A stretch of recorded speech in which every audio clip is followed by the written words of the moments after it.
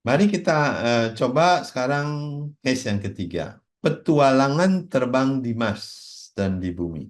Seorang insinyur penerbangan sedang mengembangkan sayap untuk pesawat nirawak, pesawat tanpa awak, UAV misalkan, ya. Dia mengembangkannya di bumi, dia ingin mengetahui bagaimana kinerjanya kalau diterbangkan di Mars. Insinyur tersebut mencoba membandingkan dua aerofoil, satu dengan camber tinggi dan satu dengan profil simetris. Dia melakukan uji terbang pada ketinggian 10.000 kaki di bumi dan pada ketinggian yang setara di Mars.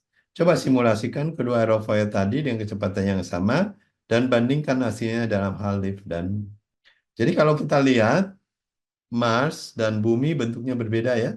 Anda lihat di Mars itu sangat tipis atmosfernya, di bumi itu tebal atmosfernya, ya. Sehingga tentunya densitas udaranya lebih rapat di bumi daripada di Mars. Apa yang terjadi kalau densitasnya lebih tinggi, liftnya akan lebih besar. Sehingga kalau kita terbangkan UAV tersebut di Mars akan menghasilkan lift yang lebih sedikit. Nah, berapa sedikit kita bisa analisa. Ya, misalkan kita pilih sebuah aerofoil, ada dua aerofoil. Kalau kita bandingkan satu aerofoil simetris seperti ini atau pakai kurva ya, pakai high camber malah, misalkan kita lihat di sini bisa sampai 11.000, mungkin kita turunkan kecepatannya dulu. Katakanlah sampai 200 saja. 200 kilometer per jam berarti dengan sudut serang. Sudut serang 1 derajat, aerofoil ini menghasilkan hampir 3 ton.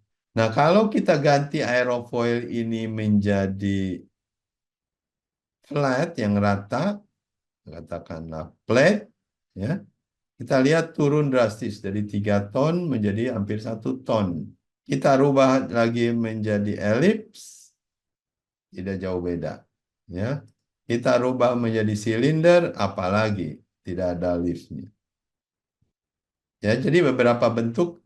Jadi yang paling efisien tentunya ya aerofoil, ya, yang ada cambernya, sehingga menghasilkan lift yang besar, bisa sampai 5 ton tuh, ya. Bagaimana kalau, nah sekarang aerofoil ini yang tadi efisien sekali di bumi, bisa menghasilkan 5 ton, kita tempatkan di Mars. Ya, kita pindah ke flight. Di flight ini ada pilihan nih. Mau terbangnya di mana? Mau di bumi, mau di Mars, mau terbang di dalam air, atau mau terbang di Venus. Ya, tentunya dengan karakteristik yang berbeda-beda. Kita perbandingkan dulu. Kita di bumi misalkan, di bumi kecepatannya tadi anggap aja 200, aerofoilnya sudut serangnya 5 derajat, kita ambil cambernya 2 derajat, kita pindah terbangnya di Earth dengan kecepatan 200 kilometer per jam.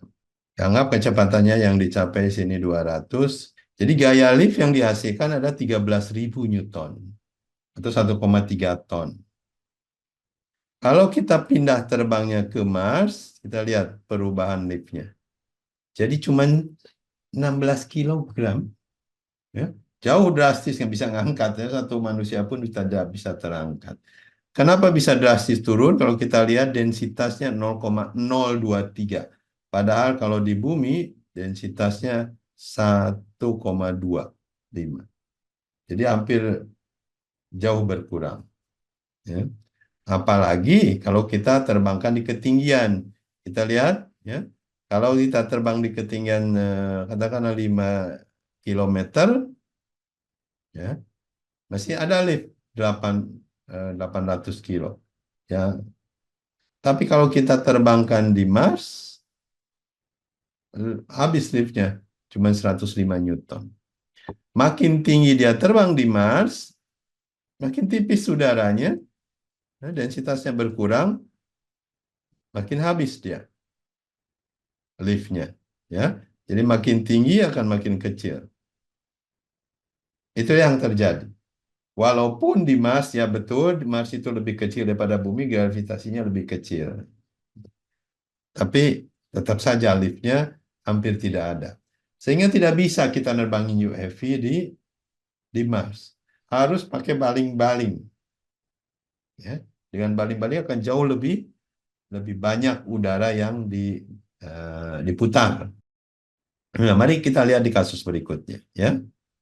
Jadi bagaimana kinerja kedua aerofoil tadi di atmosfer yang berbeda di bumi dan di Mars. Jadi di bumi aerofoil dengan camber tinggi menghasilkan lift yang lebih besar, lebih efisien daripada aerofoil yang simetris. Tadi kita lihat ya.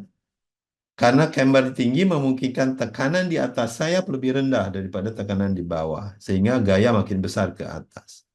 Di Mars, udara lebih tipis, lebih nggak ada udara, ya, molekul-molekulnya jarang-jarang, sehingga nggak bisa menghasilkan lift.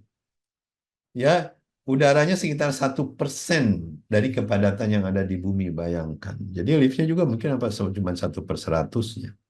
Ini berarti bahwa aerofoil perlu menghasilkan lebih banyak lift untuk mengimbangi atmosfer yang sangat tipis tadi. Aerofoil dengan camber tinggi dapat bekerja lebih baik di Mars, ya, karena desainnya membantu meningkatkan lift, tapi tidak signifikan perubahannya. Kecepatan yang lebih tinggi mungkin dibutuhkan untuk mencapai lift yang memadai, sehingga meningkatkan drag juga. Kesimpulan, aerofoil dengan camber tinggi lebih efektif di bumi. Di Mars tidak terlalu efektif. Aerofoil simetris tidak menghasilkan lift sama sekali, apalagi di Mars.